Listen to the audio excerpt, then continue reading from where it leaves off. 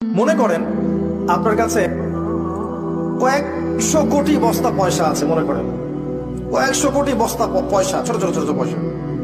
একটা পয়সা আপনার কেউ নিয়ে গেছে, গায়ে লাগবে? লাগবে? পুরো মহাবিশ্বে এরকম কোটি কোটি মিলিয়ন বিলিয়ন গ্রহ নক্ষত্র আছে, তার মধ্যে একটা ছোট্ট গ্রহের নাম পৃথিবী। এখানে এত কিছু হচ্ছে, চিন্তা করতে পারেন? পুরো মহাবিশ্বে কোটি কোটি কোটি কোটি গ্রহ আছে, গ্যালাক্সিস আছে, সৌরজগৎ আছে। একটা সৌরজগৎ না, কোটি কোটি সৌরজগৎ আছে। এক একটা সৌরজগতে এরকম শত শত গ্রহ ঘুরছে। তার মধ্যে একটা সৌরজগতের 7টা আকাশ, তার একটা আকাশের একটা সৌরজগতের একটা ছোট্ট গ্রহে আপনি আমি থাকি। ওই গ্রহটাকে যদি আল্লাহ পাক ধরে একদম ব্লাস্ট করে ফেলান, ধ্বংস করে ফেলান, আল্লাহর কিছু যায় আসবে? আল্লাহর শানের কোনো কিছু কমে যাবে? আর এই গ্রহে বসে মানুষ আজকে সারা বিশ্বে এরকম দাপট দেখায় বেড়ায়। আজকে দুনিয়ার দিকে তাকালে মনে হয় যে মানুষই সব, তাই না?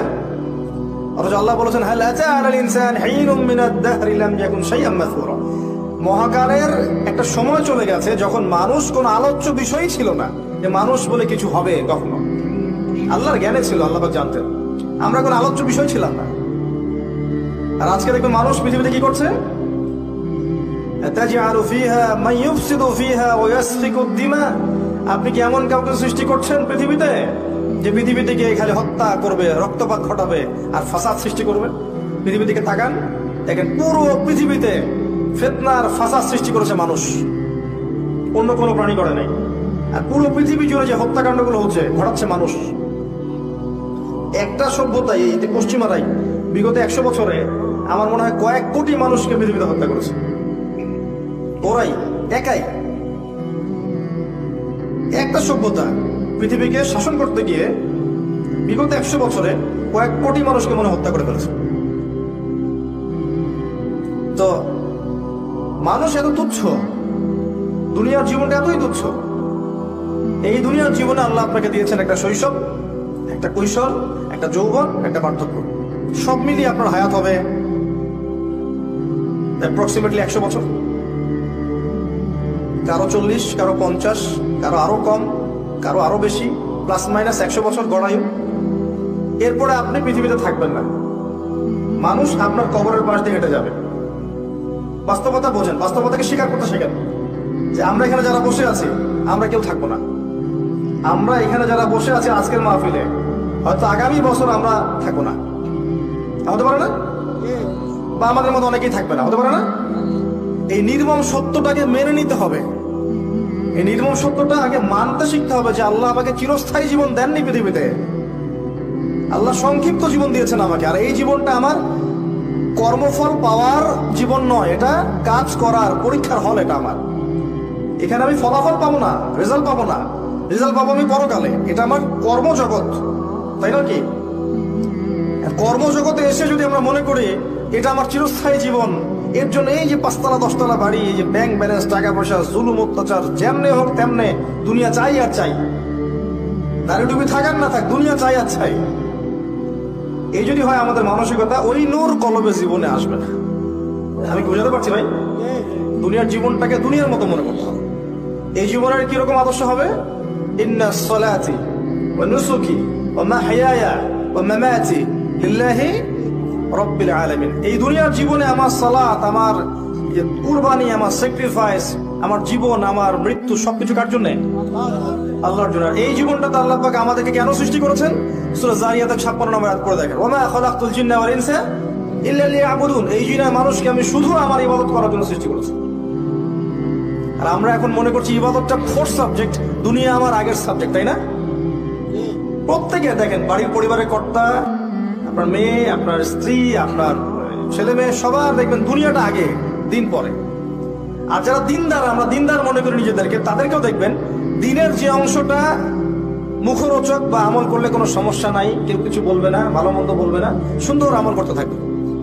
আর যেগুলো আমল করলে, যেগুলো বললে, যেগুলো মানে মানুষকে প্রচার করার চেষ্টা করলে পরিবার, সমাজ সব দিক থেকে বাধা বিপত্তি আসবে, সাইলেন্টলি এগুলোকে অ্যাভয়েড করতে থাকবে।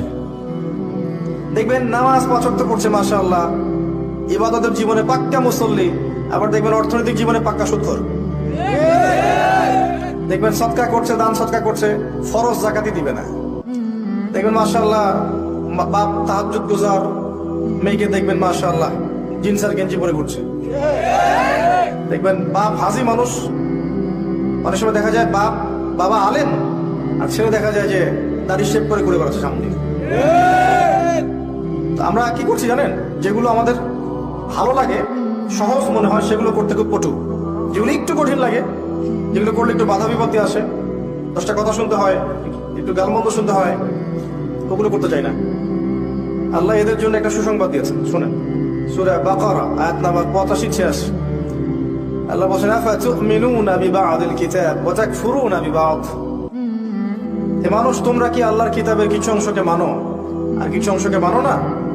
ফামা জাযাউ মান ইয়াফআলু যালিক ইল্লা খিজয়ুন ফিল হায়াতিদ দুনিয়া। যারা এমন আকীদা রাখবে, এমন আমল করবে যে কোরআন এবং হাদিসের কিছু অংশ মানে কিছু অংশ মানে না, ওদের প্রতিদান হচ্ছে এই দুনিয়াতে আমি ওদেরকে লাঞ্ছিত করে দিব।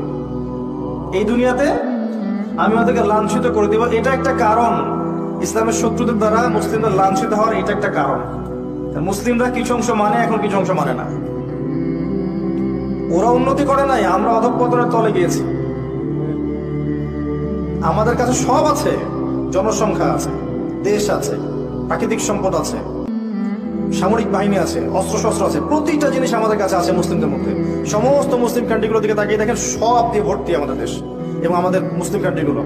তারপরেও দেখবেন ওরা আমাদেরকে উঠতে বলে উঠছি, বসতে বলে বসে। এটা আমাদের ধর্মীয় নৈতিকতার অধঃপতনের ফল।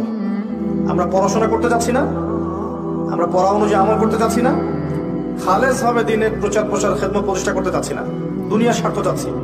আমরা পারিবারিক আদর্শ করতে পারছি না, যুব সমাজকে সঠিক পথে আনতে পারছি না, আমরা আমাদের মেয়েদেরকে পর্দা আনতে পারছি না, আমরা বেসিক কাজগুলো করতে পারছি না, 5 ওয়াক্ত সালাত করতে পারছি না, যাকাত দিচ্ছি না, রমজানের শ্রম রাখছি না, আমরা দান সাদাকা করতে চাই না, এতিমের ভরণ পোষণ নিতে চাই না, বিধবার খোঁজ নিতে চাই না, অসহায় নারীদের পাশে দাঁড়াতে পারি না, আমরা অনেক কিছুই পারি না। বেসিক কাজ যেগুলো একদম প্রাইমারি লেভেলের কাজ, এগুলোতে আমাদের অনেক ঘাটতি। হাত উঁচু করতে বলবেন, কতজন কোরআন তেলাওয়াত করতে পারে দেখবেন যে বেশিরভাগ হাতই নিচে আছে, অল্প কয়েকটা হাত উপরে থাকবে। 90% মুসলিম বলেন, দেখবেন 90% মুসলিমের মধ্যে মেজরিটি সংখ্যক কোরআন বিশুদ্ধ করে পড়তে পারে না, যারা পারে অর্থ বোঝে না। বেসিক কাজ, এই বেসিক কাজগুলোই আমরা করি নাই, প্রাইমারি লেভেলের কাজ। তাই আজকে আল্লাহ পাক আমাদেরকে লাঞ্ছিত করেছে। এটা আল্লাহর সুন্নত। আল্লাহ পাক সময় দেন, ওই যে বললাম দুনিয়ার হায়াত দিয়েছেন, সময় দেন, এই সময়ের মধ্যে পরীক্ষা করেন, নিয়ামত দেন, পরীক্ষা করেন, সুযোগ দেন,